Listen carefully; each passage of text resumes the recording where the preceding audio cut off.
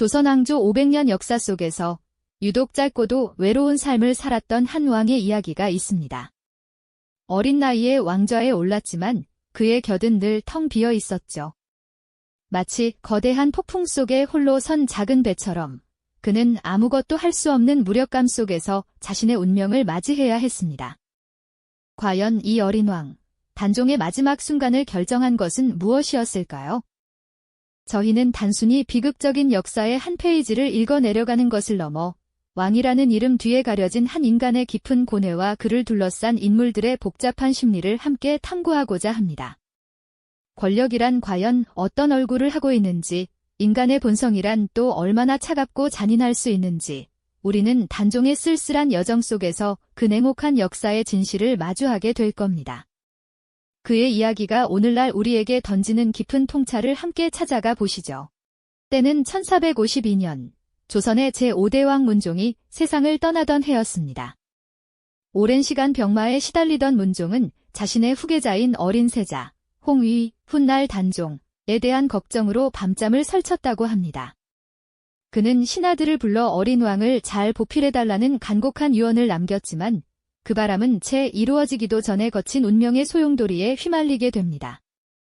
그렇게 12살의 어린 나이로 왕위에 오른 단종은 기쁨보다는 불안으로 가득한 텅 빈 어좌에 앉아야 했습니다. 왕의 자리는 본래 모든 권력의 정점이지만 어린 단종에게 그곳은 오히려 가장 위태롭고 외로운 공간이었을 겁니다. 그의 작은 어깨 위에는 조선이라는 거대한 나라의 운명이 놓여 있었고 주변에는 아직 세상의 차가운 이치를 다 알지 못하는 소년왕을 노리는 그림자들이 서서히 드리워지고 있었죠. 조정 대신들은 문종의 유언을 받들어 어린 왕을 보호하기 위해 필사적으로 노력했습니다. 영의정 황보인과 좌의정 김종선은 특히 중요한 역할을 맡았습니다. 이들은 어린 단종이 안정적으로 통치할 수 있도록 굳건한 버팀목이 되어주려 했죠. 마치 거대한 나무의 뿌리처럼 이들은 어린 왕의 왕권을 지탱하려 애썼습니다. 하지만 그들의 충성심에도 불구하고 왕실 내부의 권력 공백은 피할 수 없는 현실이었습니다. 이때 왕실의 가장 강력한 어른이자 문종의 동생인 수양대군이 서서히 그 존재감을 드러내기 시작합니다.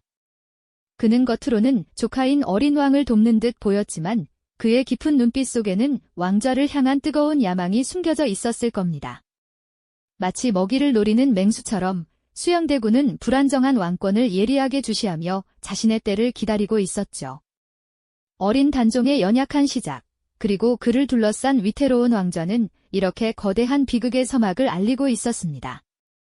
왕실의 평화는 겉으로만 유지될 뿐, 그 속에서는 이미 권력의 차가운 칼날이 날카롭게 벼려지고 있었던 것입니다. 과연 이 어린 왕의 운명은 어디로 향하게 될까요? 그의 앞날에는 또 어떤 비극이 기다리고 있을지 역사의 냉혹한 시선으로 이 비극적인 서막의 다음 장을 함께 따라가 보시죠. 이전 회차에서 우리는 즉위한 지 얼마 되지 않은 어린 단종을 둘러싼 불안한 정국과 그의 숙부인 수양대군이 왕좌를 향해 품고 있던 감춰진 야망을 엿보았죠. 문종의 갑작스러운 승하 이후 조선의 왕실은 마치 거대한 폭풍이 몰아치기 직전의 바다처럼 겉으로는 고요하면서도 속으로는 팽팽한 긴장감에 휩싸여 있었고 어린 왕의 연약한 어깨 위에 놓인 나라의 운명은 실로 너무나도 위태로워 보였습니다. 이제 수양대군은 자신의 숨겨진 야망을 서서히 현실로 만들어가기 시작했습니다. 그는 겉으로는 조카인 단종을 돕는 충직한 신하의 가면을 쓰고 있었지만 그의 내면에서는 조선의 왕좌를 차지하려는 뜨거운 욕망의 불길이 걷잡을 수 없이 타오르고 있었을 겁니다. 그는 먼저 왕실의 종친들과 자신의 측근들을 은밀히 포섭하며 강력한 세력을 키워나갔습니다. 마치 교활한 사냥꾼이 먹잇감을 노리듯 궁궐 곳곳에 신복들을 배치하고 치밀한 정보망을 구축하며 결정적인 순간을 인내심 있게 기다리고 있었죠. 어린 단종에게는 영의정 황보인과 좌의정 김종서와 같은 노련하고 충성스러운 원로 대신들이 굳건히 버팀목이 되어주고 있었습니다. 이들은 문종의 유지를 받들어 어린 왕의 든든한 방패이자 거대한 기둥이 되어주려 온 힘을 다해 애썼죠. 하지만 수양대군의 입장에서는 이 충직한 신하들이 자신의 앞길을 가로막는 가장 큰 걸림돌이자 눈엣가시처럼 느껴졌을 겁니다. 그의 불타는 야망 속에서 이들은 왕권을 안정시키는 충신이 아니라 오직 자신의 목표를 방해하는 장애물로만 비쳤을 테니까요. 그리고 마침내 역사의 흐름을 완전히 뒤바꿀 잔혹한 피바람이 불어닥치는 밤이 찾아옵니다. 1453년 음력 10월 10일, 바로 계유정난이라는 이름으로 역사에 기록된 그날이었습니다. 깊은 어둠이 궁궐과 도성을 짙게 감싸 안은 한밤중, 수양대군은 사전에 포섭한 무장한 군사들을 이끌고 좌의정 김종서의 사절을 급습했습니다. 평화롭던 밤의 정적을 산산조각내며 터져나온 비명과 섬뜩한 칼날 소리는 비극적인 역사의 시작을 알리는 잔혹한 전주곡과도 같았을 겁니다. 김종서는 미처 손쓸 틈도 없이 무참히 살해당했고 영의정 황보인 역시 이 피할 수 없는 운명의 소용돌이 속에서 목숨을 잃었습니다. 마치 뿌리 깊은 나무의 가장 굵고 튼튼한 가지들을 단숨에 잘라내듯 수양대군은 어린 단종의 가장 든든한 버팀목들을 가차없이 그리고 냉혹하게 제거해 나갔습니다. 계유정난의 소식이 전해지자 궁궐 안은 순식간에 얼어붙는 듯한 공포와 극심한 혼란에 휩싸였습니다. 어린 단종은 아마도 어둠 속에서 들려오는 끔찍한 소식들에 몸을 떨며 자신의 운명을 예감했을 겁니다. 그를 진심으로 보필하던 충신들은 하나둘 쓰러져 갔고 믿었던 사람들은 두려움에 등을 돌리거나 차가운 침묵 속에 숨어버렸습니다. 왕좌는 여전히 그의 것이었지만 그를 지켜줄 든든한 방패는 이미 산산조각 나버린 상황이었죠. 단종은 이제 사방이 적으로 둘러싸인 듯 홀로 남겨진 외로운 섬과 같은 존재가 되어버렸습니다. 계유정난 이후 수양대군은 이제 누구도 넘볼 수 없는 사실상의 최고 권력자로 우뚝 섰습니다. 그는 어린 단종 앞에서 노골적으로 위압적인 태도를 취하며 자신의 막강한 권력을 과시했죠. 어린 왕은 이름뿐인 왕좌에 앉아 있었지만 실질적인 모든 국정 운영 권한은 이미 숙부의 단단한 손아귀에 완전히 넘어간 것이나 다름없었습니다. 조정의 모든 대신들은 이제 수양대군의 냉혹한 눈빛과 그의 뜻만을 살피며 움직였고 왕의 명령보다 그의 한마디에 더 큰 무게가 실리는 시대가 되어버렸습니다. 마치 검은 그림자가 어린 왕의 모든 빛을 집어삼키고 그를 어둠 속에 가두는 듯한 형국이었습니다. 이후 단종의 주변은 점점 더 텅 비어갔습니다. 그를 진심으로 염려하고 따르던 충성스러운 신하들은 가차없이 숙청되거나 멀리 변방으로 쫓겨났습니다. 어린 왕은 이제 자신의 속마음을 털어놓을 수 있는 단 한 사람의 벗조차 찾기 어려웠을 겁니다. 그는 마치 화려하지만 차가운 궁궐이라는 거대한 새장 안에 갇힌 작은 새처럼 날개는 가졌으나 결코 날아오를 수 없는 극심한 무력감과 외로움에 휩싸였을 것입니다. 왕좌에 앉아 있었지만 단종은 이제 더 이상 아무것도 스스로 결정할 수 없는 그저 숙부의 의지에 따라 움직이는 꼭두각시 왕에 불과했습니다. 그의 어린 눈빛에서는 미래에 대한 막연한 불안과 깊은 두려움, 그리고 누구에게도 말할 수 없는 처절한 슬픔이 고스란히 묻어났을 겁니다. 궁궐의 찬란한 화려함은 그에게 아무런 위로도 주지 못했을 테죠. 오히려 그 화려함이 선명할수록 그는 그 속에서 더욱 극심한 고립감과 자신에게 주어진 무력한 운명을 더욱 선명하게 느꼈을 것입니다. 수양대군은 이제 조선의 왕좌를 완전히 장악하기 위한 모든 준비를 마친 듯 보였습니다. 그의 거대한 야심은 더 이상 아무도 막을 수 없는 거대한 파도처럼 밀려왔고 조선의 왕좌는 이제 그의 손아귀에 완전히 들어오는 것이 그저 시간 문제로 여겨졌습니다. 어린 단종의 외로운 싸움은 이렇게 거스를 수 없는 비극적인 종착역을 향해 한 걸음 한 걸음 무겁게 다가가고 있었던 것이죠. 과연 이 어린 왕에게는 또 어떤 가혹한 시련이 닥쳐올까요? 그의 운명은 이제 돌이킬 수 없는 강을 건너 절망적인 나락으로 떨어지고 있었습니다. 그 거대한 파도처럼 밀려오던 수양대군의 야망은 결국 1453년 음력 10월 10일 한밤중에 터져버리고 말았죠. 이른바 계유정난이라 불리는 피바람이 궁궐을 휩쓸기 시작한 그날 밤은 어린 단종에게는 평생 잊을 수 없는 악몽으로 기억될 것입니다. 수양대군은 마치 폭풍우 속의 맹수처럼 단종의 가장 든든한 버팀목이었던 김종서 대감의 집을 급습했습니다. 영의정이었던 김종서 대감은 당시 정무를 보고 있던 중이었죠.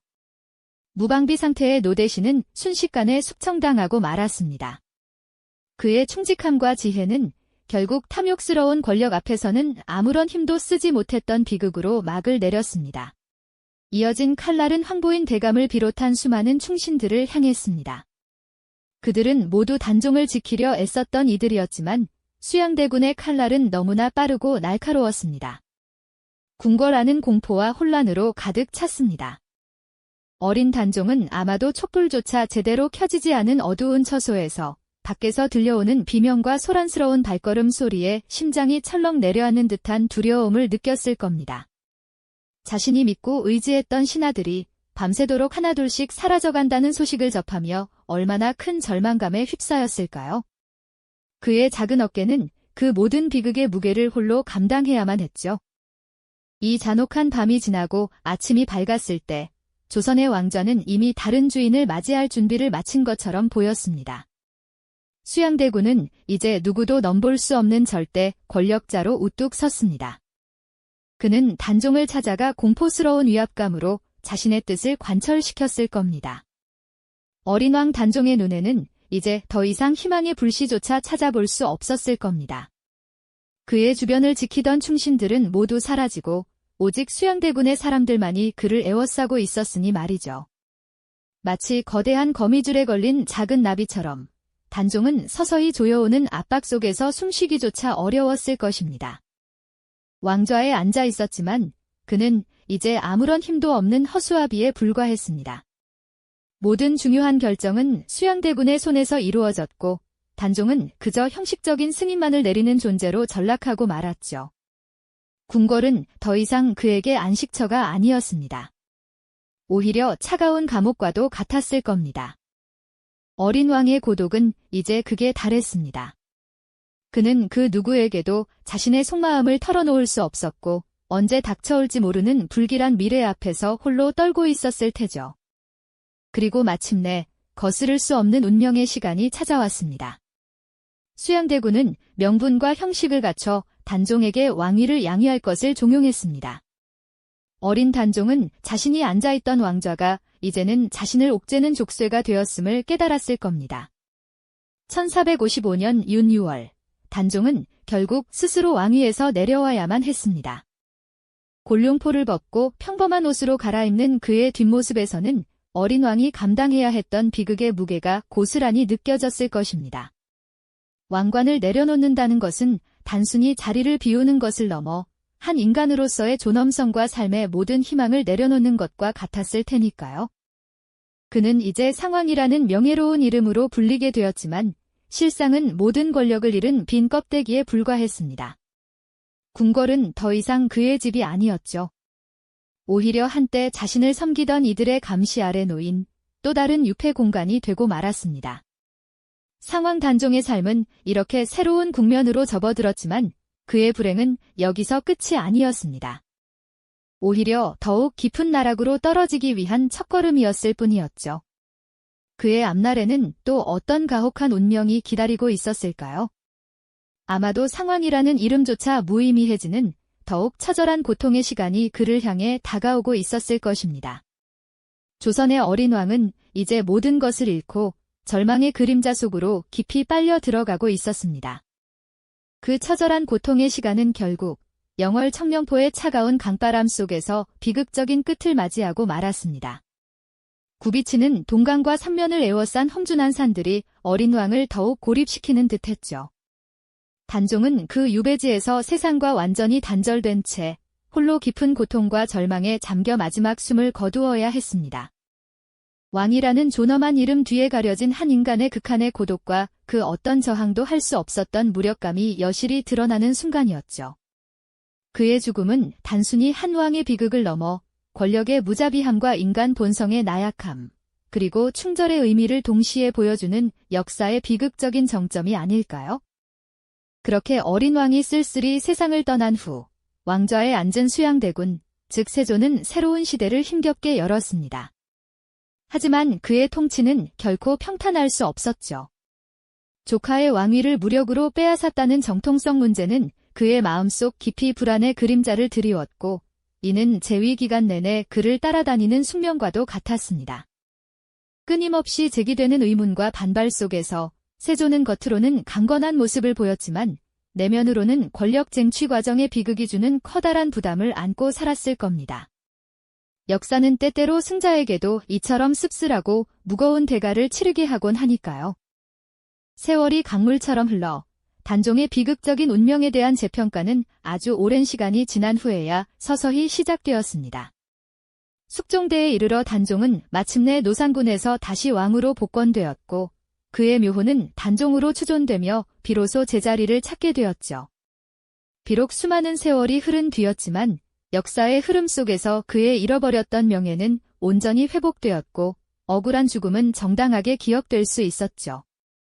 영월 청령포에 한없이 쓸쓸했던 풍경은 이제 단종의 아픔을 기억하고 그의 넋을 위로하는 역사적인 성지가 되었으니 어쩌면 역사의 심판은 이처럼 뒤늦게나마 정의를 실현하는 것일지도 모르겠습니다.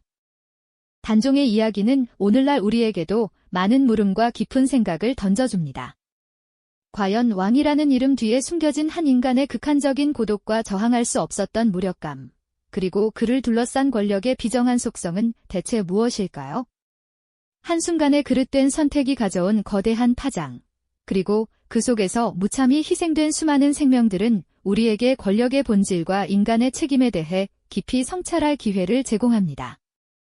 역사의 거대한 수레바퀴 속에서 한 개인이 얼마나 나약한 존재가 될 수 있는지, 또 어떤 상상 이상의 비극을 겪을 수 있는지를 단종의 삶은 우리에게 생생하게 증언하고 있는 것이죠. 오늘날 우리는 단종의 쓸쓸하고 비극적인 운명을 통해 권력이라는 것이 얼마나 냉혹하고 무자비할 수 있는지, 그리고 인간의 끝없는 욕망이 어떤 상상 이상의 비극을 초래할 수 있는지를 다시금 되새기게 됩니다. 그의 이야기는 단순히 아득한 과거에 머무는 비극만은 아닙니다. 오히려 현재를 살아가는 우리에게도 여전히 유효하며 깊은 울림을 주는 교훈을 던져주고 있습니다.